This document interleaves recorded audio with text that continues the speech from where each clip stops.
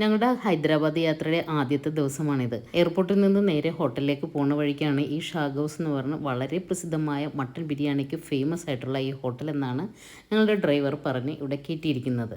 ഹൈദരാബാദിലെ പിസ്ത ഹൗസിൽ നമ്മൾ പോകാമെന്നാണ് ആദ്യം പറഞ്ഞിരുന്നതെങ്കിലും ഇതും വളരെ നല്ല ഒരു ബിരിയാണിക്ക് പേരുകേട്ടതാണെന്നും പറഞ്ഞ് പിന്നെ ഇയാളുടെ പ്ലാൻ മാറ്റി ഇങ്ങോട്ടേക്ക് ഞങ്ങൾ കയറ്റുകയായിരുന്നു. ഹൈദരാബാദി ബിരിയാണികൾ എക്സ്പ്ലോർ ചെയ്യണമെന്ന് ഞങ്ങൾ ആഗ്രഹിച്ച ഞങ്ങൾ ആദ്യ ദിവസം തന്നെ ഇതേപോലത്തെ മോശം ബിരിയാണി കഴിച്ചത് വളരെ സങ്കടകരമായ ഒരു സംഭവമായിരുന്നു. ബിരിയാണിയിൽ ഒരു 2-3 ഇറച്ചിക്കറിയിലുള്ളൊരു പീസ് മാത്രമാണ് ഇതിനകത്ത് കിട്ടിയത്. ബിരിയാണി എന്ന് പറയാൻ പറ്റില്ല.